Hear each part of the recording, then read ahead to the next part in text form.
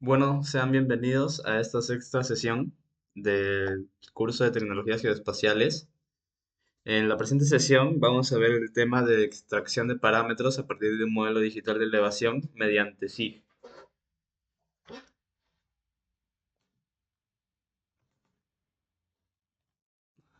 Ahora veremos como primer concepto el modelo digital de elevación, o también conocido como DEM en inglés por Digital Elevation Model.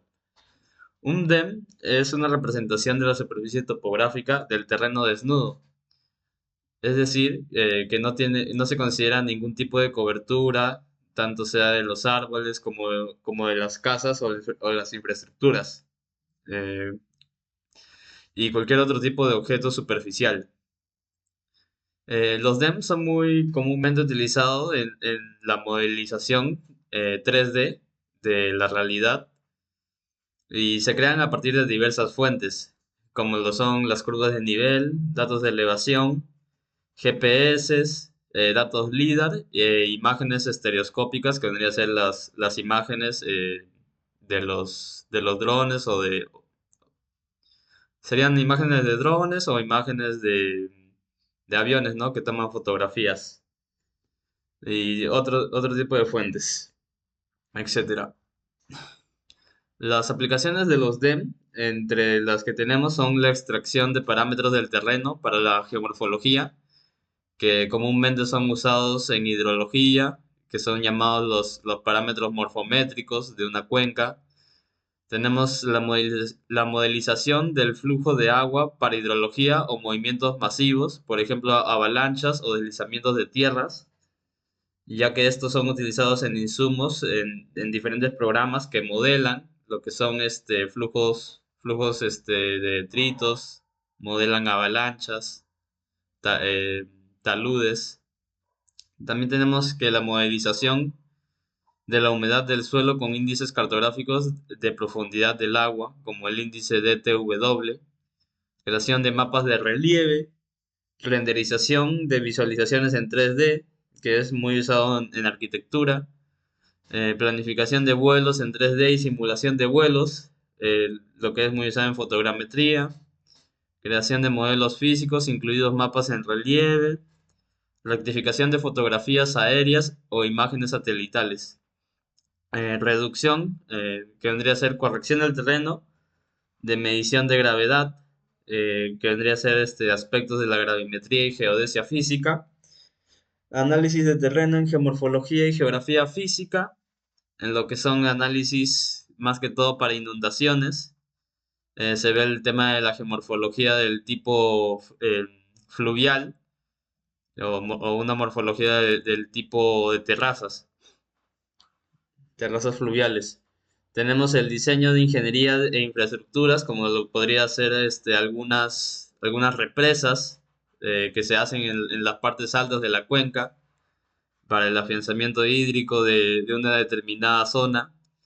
El análisis de la línea de visión, la agricultura y silvicultura de precisión, análisis de superficies, sistemas de transporte inteligente y arqueología.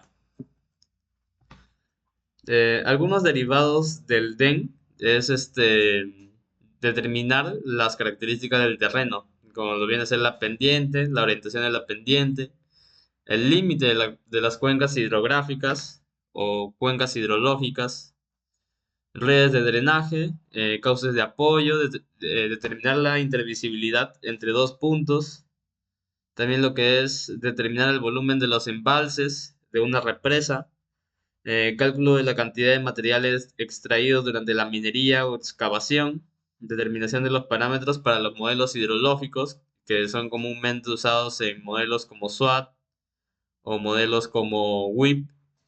El modelo DEM es la parte principal de la cartografía de riesgos en inundación, como había mencionado. Cuando se da una inundación fluvial, que es originado por los ríos, se determina lo que es la pendiente del terreno o la morfología del terreno, ya que morfologías más llanas, como lo vienen a ser los cauces, las partes cercanas a los cauces de un río vendrían a ser más susceptibles a una inundación. Parámetros de un DEM. Los parámetros de un DEM empiezan desde lo que es el recondicionamiento de un DEM, que vendría a ser la determinación de un sistema de coordenadas. O sea, primero, cuando nosotros trabajamos con DEM, estos DEM van a tener un sistema de coordenadas determinado, ya que estos son archivos raster que se usan en sistemas de información geográfica. Y la primera operación que se hace después de definir una proyección o definir un sistema de coordenadas a nuestro DEM es fill sync, que llena los vacíos que se tiene en un modelo digital de elevación para hacer para hacer que el modelo no tenga tantas fluctuaciones por error de medición. Eso quiere decir que el DEM tiene se podría decir, desperfectos, los cuales con esta herramienta FieldSync vendríamos a suavizar un poco lo que es el terreno. Luego tenemos lo que es el Flow Direction, el Flow Accumulation, String Definition, que vendría a ser la definición de las líneas del río, de los ríos o de la red. String Segmentation, que vendría a ser dividir las líneas de los ríos. Catchment Grid Delineation, que vendría a ser la delimitación de la cuenca hidrográfica, y luego se procedería a convertir la cuenca en un polígono, y también se vendría a procesar lo que es la línea de drenaje y los puntos de desfogue. Aquí tenemos cómo se puede generar curvas o contornos a partir de un DEM o viceversa. Nosotros podemos determinar un DEM a partir de contornos mediante la herramienta TIN, que es Triangular Irregular Network, que sería una red irregular de triángulos, los cuales podemos convertir, o sea, de un TIN a un DEM. Esto gracias a la herramienta ArcGIS.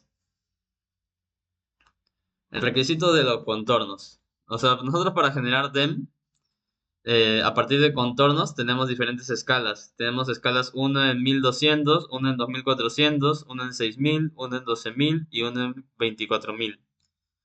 Luego, nosotros tenemos que el intervalo de contornos a esa escala debe ser 0.3 para obtener un DEM con una resolución de 1 metro, lo que es una precisión muy alta para un modelo digital de elevación. Mayormente se suelen utilizar para temas de modelización DEMs de hasta 30 metros, los cuales, eh, los cuales podemos obtener de fuentes abiertas o free sources, que en general son los más usados. Aquí tenemos lo que es pendiente. Nosotros tenemos que un DEM es un archivo raster. Un archivo, como se había mencionado en las anteriores clases, un archivo raster es un archivo digital en el cual tenemos información almacenada en celdas. O sea, un raster vendría a ser como una matriz, en la cual tenemos filas y columnas, y la combinación de una fila con una columna vendría a ser una celda, a la cual se le asigna un número, como una matriz. A esa celda se le asigna el valor de la elevación. Por ejemplo, aquí tenemos una celda de 3x3, en la cual tenemos 340 de elevación, 335, 330, y mediante operaciones se calcula mediante operaciones del álgebra matricial, ya que el DEM o el modelo digital de elevación es una matriz. Se puede convertir estos valores calculando la pendiente, que es la diferencia. La pendiente es la diferencia en el eje horizontal entre la distancia en el eje vertical. Mejor dicho, la diferencia de altitud sobre la distancia, que vendría a ser la diferencia de la distancia horizontal. Entonces aquí tenemos que, por ejemplo, se cuenta a partir de la celda del medio, y a partir de la celda del medio se comienza a calcular. la diferencia entre 332 y 337 sobre la distancia que vendría a ser la resolución del DEM. Por ejemplo, si yo tengo un DEM de 30 metros, la distancia sería 30, ¿no? La distancia entre esas dos celdas. Y la diferencia de altitud sería 337 menos 332, que vendría a ser 5 entre 30. Y de esa manera se calcula la pendiente para cada celda. Por ejemplo, ese es el resultado de lo que es la operación slope en ArcGIS, que vendría a ser la operación pendiente, los cuales podemos representar de manera discreta, o sea, en intervalos, o de manera continua. Por ejemplo, en el lado izquierdo lo tenemos de manera discreta, pero en cambio en el lado derecho lo tenemos la pendiente de manera continua.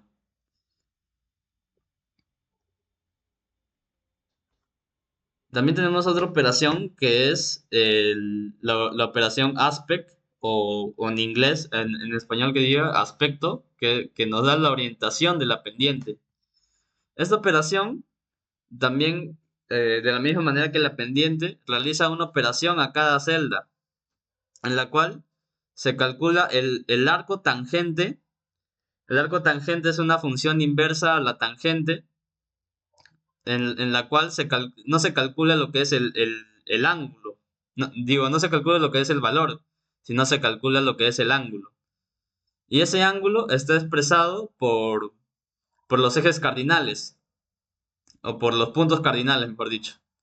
O sea, cuando nosotros calculamos el arco tangente de la diferencial de z respecto a x y la diferencial de z respecto a y, nos da el ángulo a la cual está orientada la pendiente.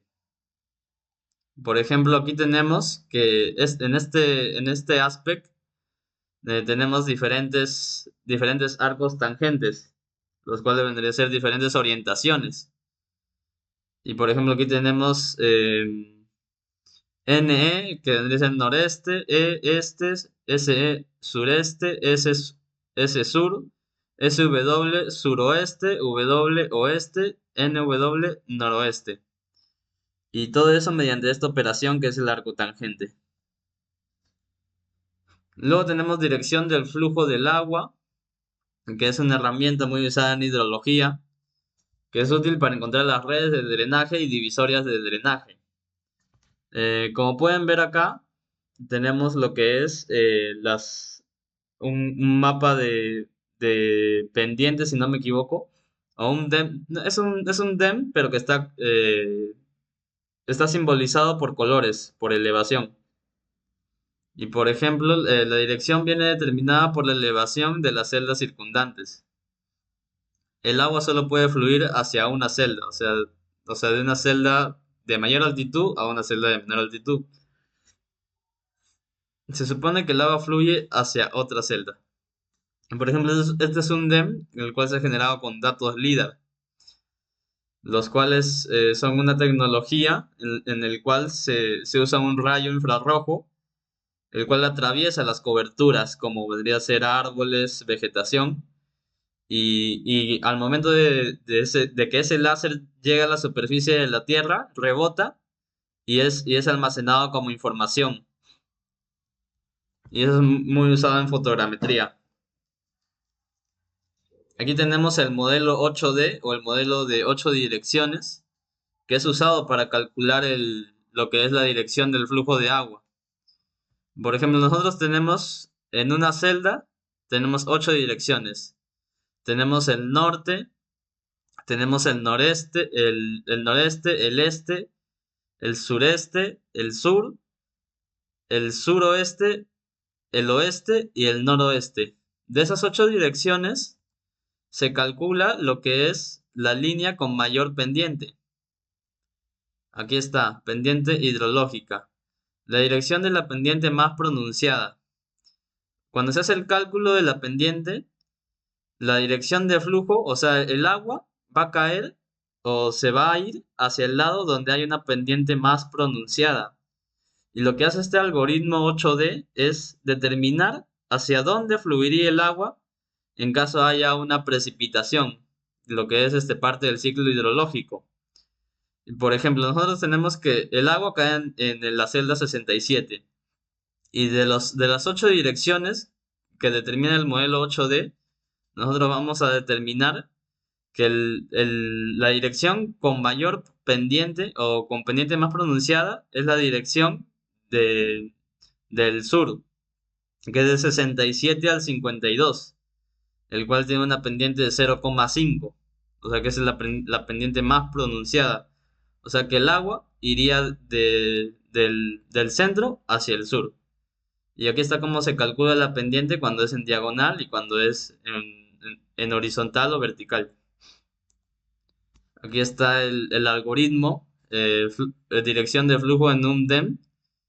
Por ejemplo, aquí determina que la dirección de flujo va hacia el sur.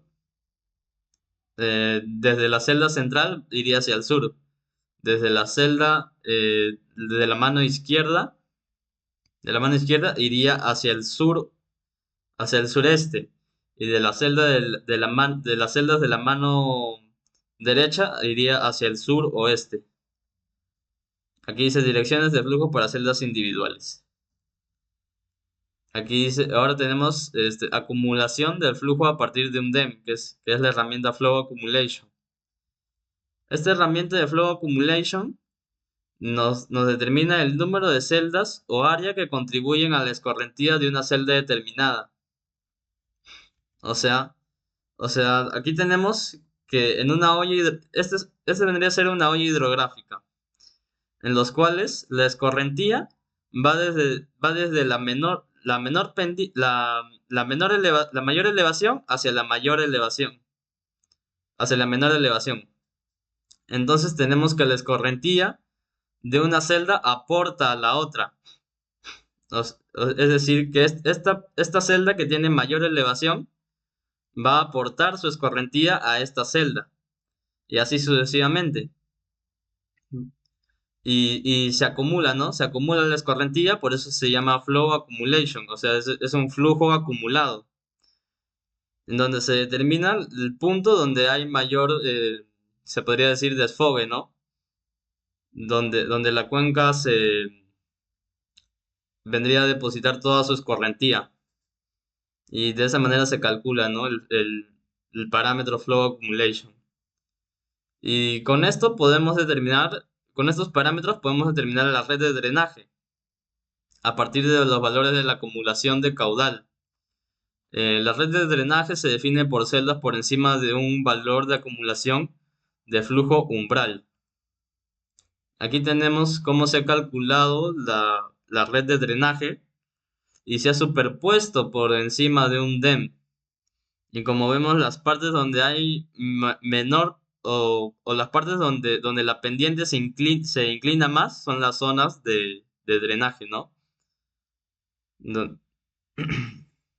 Aquí tenemos el mapa de densidad de drenaje de una cuenca, en la cual la parte verde vendría a ser la cabecera de la cuenca o la parte más alta de la cuenca, y las zonas rojas vendrían a ser las zonas con menor profundidad, donde vendrían a desfogarse todo lo que es la escorrentía. Luego también hay una herramienta en ArcGIS que se llama String Order, el cual calcula a partir del flujo direccional, te calcula lo que vendría a ser el orden de los ríos. Por ejemplo, nosotros tenemos que el orden de los ríos es determinado según el número de ríos que aportan, ¿no?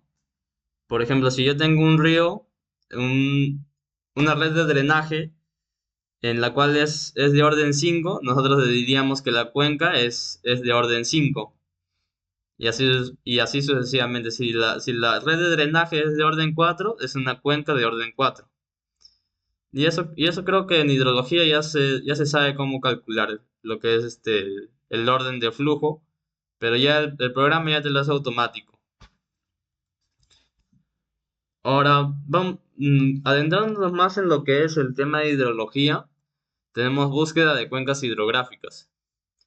Se comienza en una celda fuente de una base de datos de dirección de flujo derivada de un DEM. Se debe buscar todas las celdas que fluyen hacia la celda de origen. Y se debe encontrar las celdas que fluyen hacia esas celdas. Y así sucesivamente se repite este proceso y todas estas celdas conforman la cuenca hidrográfica. La cuenca hidrográfica resultante se generaliza basándose en el tamaño de la celda del DEM.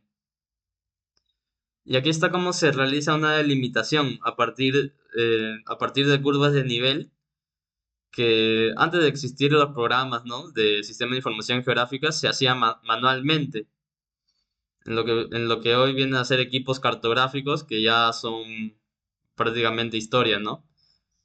Pero lo que se debe tener en cuenta es que la ipsografía de una delimitación de cuenca se debe seguir las cabeceras de cuenca, o sea, las líneas en las cuales vendría a hacerse como las vaguadas de unas isolíneas se unen. Y nosotros podemos delimitar una cuenca de esa manera, con ese concepto de las vaguadas, que vendría a ser un concepto ya de isolíneas, ¿no? Podemos delimitar una cuenca a partir de las cabeceras, los puntos más altos vendría a ser las curvas de nivel de color marrón, el drenaje de color azul y el límite de la cuenca hidrográfica en color rojo. Y también últimamente se utilizan muchos programas que usan estos parámetros que acabamos de mencionar, como el flujo acumulado, el flujo direccional. Uno de estos programas es el programa SWAT, o no es un programa, es un modelo, el cual podemos integrar a nuestro ArcGIS. Pretendo hacer una clase exclusivamente de lo que es la modelización en SWAT, el cual este programita te permite determinar los parámetros de una cuenca de manera automática, sin tener que determinar todos los procesos de cálculos que pues, haríamos en un Excel. Te ahorraría bastante tiempo si es que te dedicas a la rama de hidrología, y lo cual, por ejemplo, este mapa se elabora a partir de un modelo SWAT, el cual trabaja con un modelo digital de elevación, ya sea de 30 metros, ya sea de 12.5 metros. Y a partir de este modelo podemos generar subcuencas. Podemos generar la delimitación y luego de generar la delimitación podemos generar subcuencas que vendrían a ser unidades hidrográficas menores que la cuenca mayor. Por ejemplo, aquí tenemos 1, 2, 3, 4, 5, 6, 7, 8 subcuencas de una cuenca de quinto orden. Y las subcuencas vendrían a ser cuencas de cuarto orden, ¿no?, de un orden menor. Y eso se hace en el modelo SWAT, en el cual también se puede determinar la red de drenaje y también otros parámetros del suelo.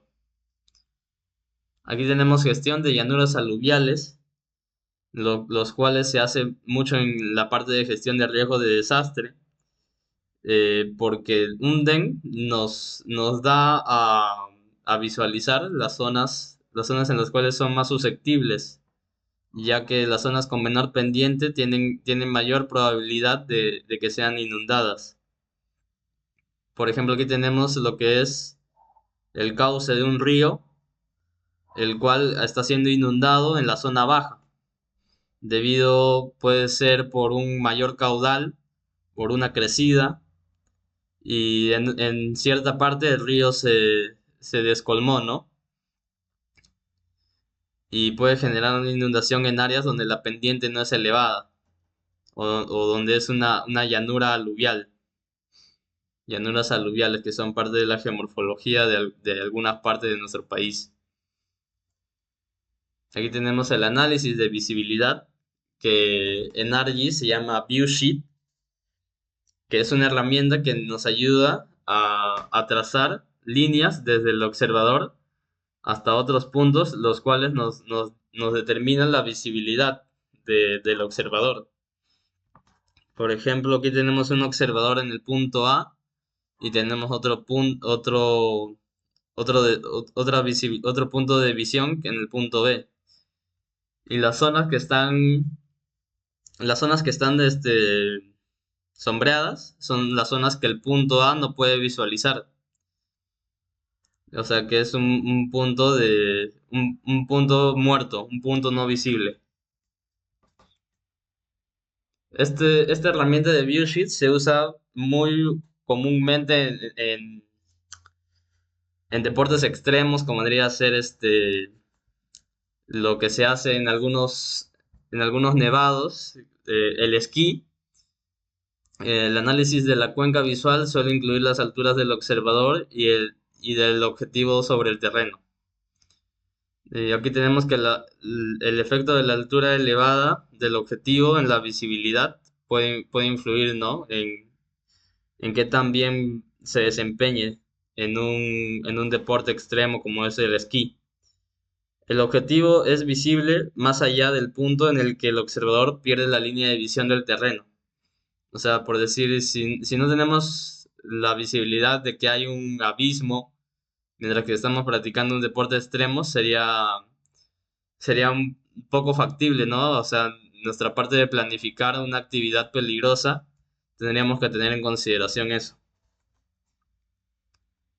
Aquí tenemos el análisis de la cuenca visual desde un punto, en los cuales las líneas verdes son las líneas que son visibles, y para el observador, y las líneas en rojo son oculto para el observador.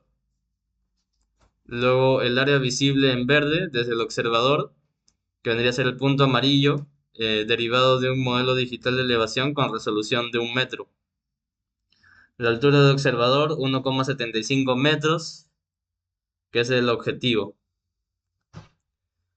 También el modelo digital de elevación se utiliza bastante en cálculo de volúmenes, los cuales son comúnmente realizados para lo que son obras viales o también obras de minería, que los volúmenes se calculan a partir de contornos, los cuales vienen a determinar las áreas de corte y las áreas de relleno. Los volúmenes a partir de sistemas de imágenes médicas como escáneres CT. Cálculo de volúmenes. Los cálculos de volúmenes se asocian tradicionalmente con movimientos de tierra, como había mencionado, puede ser lo que son cortes o rellenos en una obra vial, los cuales requieren de excavaciones. También se puede asociar con otros materiales como el trigo, las astillas de madera. El corte y relleno de las obras viales se ha calculado tradicionalmente utilizando secciones transversales, que son muy utilizados en ingeniería civil. Aquí tenemos lo que es la regla del trapecio, lo cual nos dice que el área del primer trapecio es igual a la longitud L, de L por la suma de la base mayor más la base menor entre 2, y eso nos da lo que es el área 1. Y el área del segundo es igual a L, eh, donde la base menor más la base mayor entre 2. Por lo tanto, el área total vendría a ser igual a L medios por la base menor más la base mayor más 2 veces la sumatoria de los otros. Y esta vendría a ser la línea de la transversal. Luego, emplazamiento adecuado para una presa. Como había mencionado, los DEM son muy usados para lo que es diseño de infraestructuras, en los cuales es el objetivo. El objetivo de un diseño es primero determinar el lugar adecuado para una presa. Para determinar este lugar adecuado se tienen múltiples criterios, en los cuales tenemos a la geología, al tipo de suelo, al tamaño de la cuenca o el tamaño de la olla hidrográfica, la cobertura de suelo, la proximidad al centro del río, la proximidad a los caminos del río, y algunos de los atributos de estos criterios vendrían a ser el tipo de roca, la permeabilidad, la textura, la infiltración, el tipo de cuenca, si es grande, si es pequeña. Cropland, que vendría a ser el tipo de pasto, o si es de una cobertura del tipo grass, o es una cobertura del tipo de un bosque, la distancia desde el río y el acceso al sitio de la presa. Por ejemplo, uso del DEM para el emplazamiento de la presa. Las presas son comúnmente utilizados como infraestructuras hidráulicas, las cuales nos permiten que en épocas de estiaje, en los cuales la recarga de la cuenca no abastece a la oferta hídrica que se da en las zonas bajas, lo que se hace es represar el agua en un embalse en el cual en las zonas altas de la cuenca, donde se da lo que es precipitaciones mayores, ya que como sabemos, según hidrología, la precipitación está en función proporcional a la elevación. O sea, nosotros tenemos que en las partes elevadas de la cuenca va a haber mayor precipitación y claramente va a haber mayor escorrentía, los cuales esto nos permite captar ese agua mediante infraestructuras y que esa infraestructura para cuando no haya recurso hídrico necesario para abastecer a toda la población de la cuenca baja, se usa lo que son las presas, ¿no? Que vendría a ser una especie de reserva en el cual podemos abastecer el agua a las zonas bajas, lo cual son obras de ingeniería que se deben realizar con alta precisión y por ello ubicar una presa en un lugar adecuado es un trabajo de ingeniería que nosotros podemos hacer usando los DEM o los modelos digitales de elevación. Aquí tenemos el emplazamiento adecuado para la presa, el eje de la presa por ejemplo, aquí tenemos nuestro DEM y aquí tenemos que esta línea azul vendría a ser el río o la parte alta de la cuenca, en las cuales tenemos la red de drenaje y tenemos dos ejes de dos presas, ¿no? Tenemos una presa aquí y otra presa aquí, en las cuales la elevación no hay mucha pendiente. Sin embargo, las líneas de escorrentía van dirigidas hacia afuera de la presa, los cuales vienen a desfogarse en la presa. Aquí tenemos el perfil de elevación de estos dos cortes. Tenemos el perfil, los cuales se han determinado a partir del DEM. Nosotros podemos sacar un perfil de elevación a partir de un modelo digital. Aquí tenemos una visualización del terreno en 3D de lo que habíamos visto anteriormente. Que aquí se nota lo que es el relieve del terreno y también se nota el delta del río, ¿no? Aquí tenemos idoneidad de la teledetección para crear un modelo digital de elevación. Como había mencionado, cómo se puede obtener un DEM, una de ellas es la teledetección, los cuales a partir de un satélite, la cual puede tomar fotografías de alta precisión sobre la superficie terrestre, se logra obtener una alta precisión en lo que son a comparación de vuelos aéreos.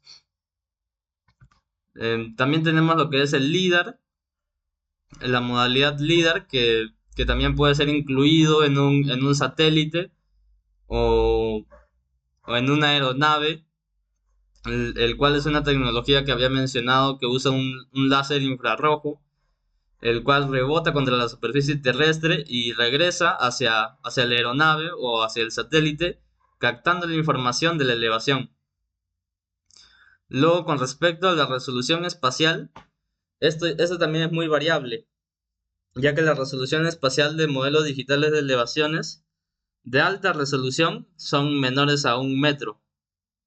Por ejemplo, eh, los drones pueden determinar DEM de hasta 2 centímetros de precisión o de resolución espacial, los cuales también pueden ser determinados con LIDAR. Luego, en mediana resolución espacial tenemos a los IFSAR o SAR, que vendría a ser aeronaves que están en el espacio, que pueden completar efectivamente con fotos y LIDAR en su dominio. Luego las de menor resolución son los IFSAR, pero espaciales, ¿no? O sea, los satélites IFSAR, que son excelentes para la resolución de DEMS, sensores satelitales que son de una fuente de baja resolución, pero que claramente tienen un precio más razonable, ya que una imagen de dron, lo cual te saca una alta resolución de un DEM, claramente va a salir un costo mayor. Y depende del nivel de ingeniería que se quiera realizar un estudio, ¿no? Mayormente en ingeniería de precisión se usa ya DEM de resolución a menor de 1 metro, pero ya ingeniería de estudios previos, estudios preliminares de prefactibilidad, no se requiere una precisión pues de 1 metro, sino con un DEM mayor a 5 metros es suficiente. Por ejemplo, aquí tenemos requisitos de precisión del DEM para diversas aplicaciones. Por ejemplo, para turismo tenemos DEM de resoluciones muy bajas, que una precisión de 20 metros. Luego también tenemos gestión de recursos naturales, también entre 5 a 10 metros de resolución. Evaluación de impacto ambiental, aquí mencionan, y gestión ambiental. Tenemos lo que son resoluciones bajas de 1, de más o menos de 5 a 10 metros. Luego, análisis de visibilidad y turismo de 5 a 10 metros. Aquí tenemos predicción y control de la salinidad, 5 metros. Planificación en telecomunicaciones y análisis de visibilidad de 1 a 5 metros. Tenemos también gestión de riesgo. Para gestión de riesgo se usa de 1 a 2 metros. También tenemos control de la erosión del suelo y modelización. Tenemos entre más o menos 1 metro. También tenemos planes de manejo del agua de 0,5 a 1 metro. Planificación de infraestructuras y evaluación de riesgo de 0,5 a 1 metro. Luego tenemos a la alta resolución, tenemos lo que es los cultivos y rediseño de un marco agrícola, que es una resolución de 0,05 metros. Para modelización hidrológica tenemos menores a 0,5 metros. Luego tenemos gestión de cobertura y agua para planes 0,5 metros. Tenemos algunas fuentes gratuitas globales, en los cuales tenemos al GTOPO 30, que es un DEM de resolución de 30 metros. Tenemos a la misión topográfica de radar del transbordador espacial SRTM, que también es un DEM de resolución de 30 metros. Y también tenemos lo que es el modelo digital global de elevación Aster, el cual se puede encontrar los empalmes de todo el territorio peruano en un modelo digital Aster. También tenemos el modelo digital de elevación ALOS Pulsar, que es el modelo digital que mayormente se usa, de 12,5 metros, que es de alta resolución. Y también tenemos el modelo de Mundo 3D Global ALOS de JAXA, que es una misión japonesa. Y bueno, creo que eso sería todo. Muchas gracias.